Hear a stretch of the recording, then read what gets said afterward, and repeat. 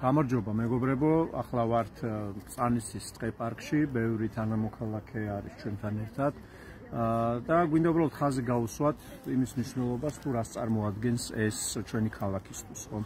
უპირველეს ყოვლისა უნდა ვთქვათ, რომ ეს არის უნიკალური ეკოსისტემა და თბილისი მათ შორის, რომელიც გამოირჩევა ნაკლებობით მწვანე-სივრცეების ერთსულ მოსახლეზე და ერთ-ერთ უკანასკნელ ადგილზეა მთელ ევროპაში.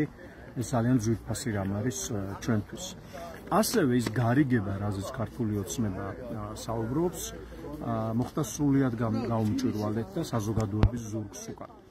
ჩვენ თავისუფლების მოედანი, რა თქმა უნდა, არ ვართ არანაირი ინვესტიციების მოწინააღმდეგე. პირიქით, ჩვენ გონია, რომ როდესაც ქვეყანაში იარსებებს ნამდვილი გამჭვირვალობა, ნამდვილი ანგარიშვალდებულება, ნამდვილი საჯაროობა და კანონებს, მაშინ უფრო მეტი ინვესტიცია გვექნება აქ და ის უფრო გამოადგება ხალხს.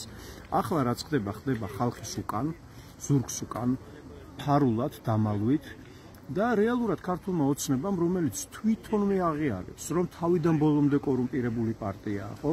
გვეუბნება, რომ აი ჩვენი პრემიერ-მინისტრები, მინისტრები ასეულობით მილიონს იპარავდნენ, ყველა ვიცოდით ამის შესახებ. ხო? ჩვენ ქონებას ის რაც ეკუთვნის ქართულ ხალხს თვითონ ყიდის და ისე ყიდის რომ არ გვეუბნება რა უნდა მოხდეს აქ გაასაიდუმლო ეს ხელშეკრულება და მოკლედ ისეთ კორუფციულ გარიგებებზე ფიქრობდნენ როგორც აქამდე. ნებისმიერი მნიშვნელოვანი გარიგება რომელიც დაიდება ჩვენ ქვეყანაში მით უმეტეს ასეთი მასშტაბით ის უნდა გაკეთდეს მხოლოდ და მხოლოდ ხალხისთვის. ყველაფერი რაც კეთდება უნდა იყოს არა პარტიისთვის, არამედ ხალხისთვის. ქართული ოცნება ამას ისევ თავისი კორუმპირებული მიზნებისთვის გამოიყენებს და ამიტომ მნიშვნელოვანია ჩვენ ვითხოვთ საჯაროობას, ჩვენ ვითხოვთ ანგარიშვალდებულებას. აი ეს რაღაც ანტიკორუფციული სააგენტო ვიღაცები რომ დაძდევენ სამოქალაქო აქტივისტებს მედიას ჩვენ, ხო? აი ეს არის რეალური საკითხი, რასაც ჭირდება ანგარიშვალდებულება, რასაც ჭირდება გამჭვირვალობა. და ბევრს რო ლაპარაკობს ქართული ოცნება გამჭვირვალობაზე, ამ ხელშეკრულებას სტუდენტს ის ხალხმა უნდა იცოდეს და ამან უნდა გაიაროს დემოკრატიული ანგარიშვალდებულების ტესტი და უნდა ვიცოდეთ, რომ ეს გამოადგება ხალხს, გამოადგება თბილისს და ხალხის ქონების გასხვისება პარტიის მიერ შეუძლებელი არ შეიძლება, ეს არ უნდა დაუშვათ. ყველანი ჯერთი მოუწოდებ ყველას, აი ვინც უყურებთ, მოდით აქ, არაჩვეულებრივი გარემოა. ამ გარემოს შექმნაზე ძალიან ბევრი ფული დაიხარჯა ჩვენი პარტნიორებისგან, ჩვენი მეგობრებისგან და ხლა ამათ გადაწყვიტეს რაღაც ისე რომ არც ვიცოდით, არც ვიცით არაფერი ამის შესახებ, ეს ყველაფერი გაცვალონ რაღაც ბიზნეს გარიგებაში, რომელიც არ ვიცით რას მოუტანს ამ ქვეყანას. გარდა ამისა, ზოგადად პოლიტიკურად სრულიად მიუღებლად მიმაჩნია მე ქალაქში რაღაც იზოლირებული ქალაქების მშენებლობა.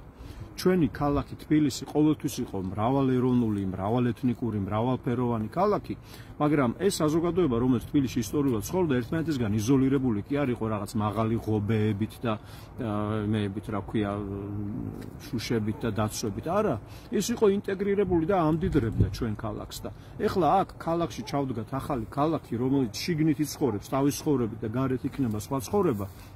ჩემი აზრით ეს ასეთი სეგრეგაცია სრულიად მიუღებელია თანამედროვე ქალაქისთვის, დემოკრატიული და ჩვენი კულტურისთვის, იმას რასაც წარმოადგენს ქართველიერი. ჩვენ სტუმართმასპინძელი ხალხი ვართ, ყველას მივესალმებით, მაგრამ ვინც არ უნდა იყოს, ის პატევი უნდა სცეს ჩვენ ისტორიულ მემკვიდრეობას, ჩვენ გარემოს, ჩვენ წესებს, რომელთაც ეს ქვეყანა და ეს ქალაქი ყოველთვის ცხოვრობდა. ამიტომ მობრძანდით მეგობრებო, დაათვალიერეთ აქაურობა, რომ თქვენ თვითონაც მიხვდეთ რეალურად რაზე არის საუბარი და უნდა მოვითხოვოთ ყველამ ერთად ანგარიშვალდებულება. ამიტომაც ვიბრძვით ჩვენ, ხო? ჩვენ ვიბრძვით იმისთვის, რომ ამ ქვეყანაში იყოს ისეთი მთავრობა, ისეთი მმართველობა, რომელიც ხალხთან იქნება ანგარიშვალდებული და ხალხის ზურგს უკან არასოდეს არ გააკეთებს რაღაც კორუფციულ გარიგებებს. ამის თქმა მინდოდა და გავაგრძელებთ ამ საკითხზე ყურადღებას, გავაგრძელებთ მუშაობას და ბრძოლას ყველა მიმართულებით. ნუ ეგონება ქართულ ოცნებას, რომ დავიღლებით და ხელებს ჩამოუშვებთ. არა, რაც უფრო მეტ უსამართლობას ჩაიდენენ, მით უფრო მკაცრი იქნება ჩვენი ბრძოლა. მადლობა და დროებით.